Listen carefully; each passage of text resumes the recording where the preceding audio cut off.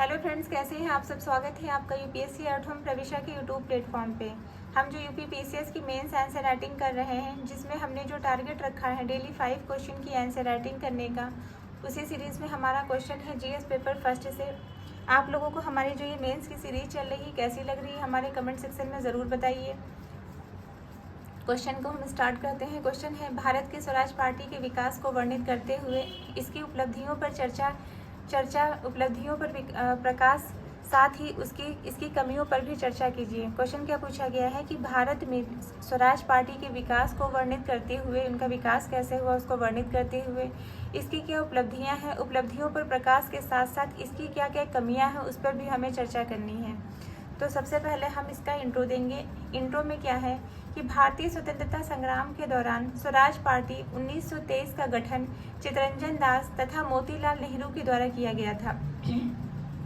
ये जो फैक्ट है ये आपके प्री के पॉइंट ऑफ व्यू से भी काफ़ी इंपॉर्टेंट है कि स्वराज पार्टी का गठन कब किया गया, 1923 में किया गया। किसके द्वारा किया गया? चित्तरंजन दास और मोतीलाल नेहरू के द्वारा किया गया। यह पार्टी कांग्रेस के अंदर ही एक प्रभावी समूह के रूप में उभरी, जिसका जो मेन उद्देश्य था वह क्या था? ब्रिटिश सरकार के भीतर रहकर विधानसभाओं में प्रवेश करके स्वशासन की मांग को मजबूती से रखना। तो इसके अंतर्गत बताया गया है कि जो स्वराज पार्टी है, स्वराज पार्टी या कांग्रेस खिलाफत स्वराज पार्टी का गठन 1923 में किसके द्वारा किया गया? CR दास, चित्तरंजन दास और मोतीलाल नेहरू के द्वारा किया गया। इसका जो है गठन असहयोग आंदोलन की समाप्ति, भारत सरकार अधिनियम 1919 के तहत प्रस्तुत सुधारों और 1923 के चुनावों की घोषणा जैसी विभिन्न महत्वपूर्ण घटनाओं का परिणाम था।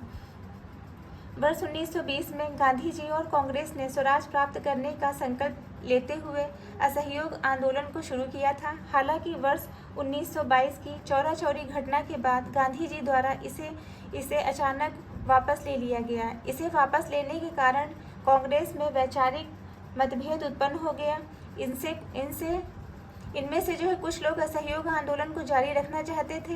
इन्हें परिवर्तन विरोधी कहा गया। अन्य लोगों ने विधायिका के बहिष्कार को समाप्त करने और वर्ष 1923 में आगामी चुनावों में शामिल होने का समर्थन किया। इन्हें जो है परिवर्तनवादी कहा गया। परिवर्तन विरोधियों में राजेंद्र प्रसाद, सरदार वल्लभ भाई पटेल, C राजगोपालचारी आदि शामिल थे।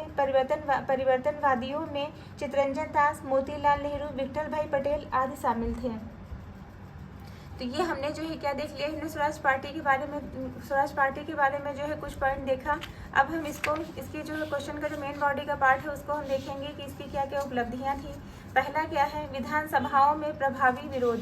इसके अंतर्गत क्या बताया गया है कि स्वराजवादियों ने केंद्रीय एवं प्रांतीय विधानसभाओं में प्रवेश कर अधिनियमों और बजटों का विरोध किया, जिसमें ब्रिटिश सरकार को चुनौती मिली। दूसरा क्या है? जन जागरण। इसके अंतर्गत क्या हुआ? उन्होंने जनसभाओं, समाचार पत्रों जैसे फॉरवर्ड और बहसों के माध्यम से स्वराज का संदेश फैलाया।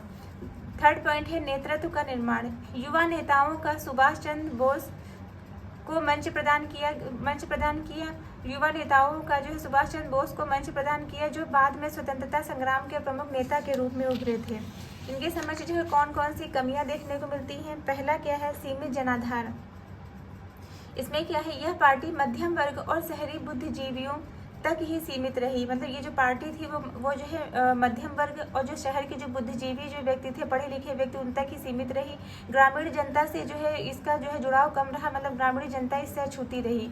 विधायी कार्यवाही की सीमाएं। इसके अंतर्गत ब्रिटिश सरकार ने उनके प्रस्तावों को निरस्त कर दिया, जिससे असहयोग आंदोलन जैसा बड़ा प्रभाव नहीं बन पाया। फिर है अंदरूनी मतभेद। 1925 में दास की मृत्यु के बाद पार्टी कमजोर पड़ गई और अंततः 1929 में कांग्रेस में विलय हो गया। 1925 में जो है CR दास की जो है मृत्यु हो गई, मतलब चित्तरंजन दास की मृत्यु हो गई, जिससे पार्टी जो है चूँकि इन्होंने जो इसका गठन किया था CR दास और मोतीलाल नेहरू ने, तो चूँकि जो है मेन लीडर की मृत्यु होने के बाद जो है पार्टी कमज़ोर हो गई और अंततः जो है 1929 में कांग्रेस में विलय हो गई। तो ये हमारा जो है ये हमने इसकी कमियां वो देख लिया कि इसकी क्या क्या कमियां थी। अब हम इसका जो है कंक्लूज़न देखेंगे कि स्वराज पार्टी ने भारतीय स्वतंत्रता संग्राम में संवैधानिक विरोध की एक नई मिसाल कायम की, जिससे बाद में राजनीतिक आंदोलनों को प्रेरित किया। हालांकि इसकी सीमित पहुंच और ब्रिटिश दमन के कारण यह दीर्घकालीन सफलता हासिल नहीं कर सकी, फिर भी यह भारतीय लोकतांत्रिक प्रक्रिया में विधायी संघर्ष का एक महत्वपूर्ण अध्याय रहा है। तो ये हमारा जो क्वेश्चन जो कि हमने जीएस पेपर फर्स्ट से लिया था कंप्लीट होता है। आप लोगों को जो हमारी मेंस की सीरीज चल रही है कैसी लग रही है हमारे कमेंट सेक्शन में ज़रूर बताइए। और इसके साथ में ही जो हमारी जो एसए की सीरीज चल रही है जो कि संडे को है, जिसमें हम हर संडे को जो 2 एसए लेके आते हैं, वो बताइए आप लोगों को कैसी लग रही है। उसके साथ ही लक्ष्मीकांत की सीरीज़ भी हमने स्टार्ट की है, जिसका भी केवल 1 लेक्चर हुआ है। आप लोग ऐसे ही हमारे चैनल पे अपना प्यार और सपोर्ट बनाए रखिए, ऐसे ही पढ़ते रहिए, लाइफ में आगे बढ़ते रहिए, यूपीएससी एट होम प्रविशा के साथ मेन साइंस राइटिंग करते रहिए। Thank you.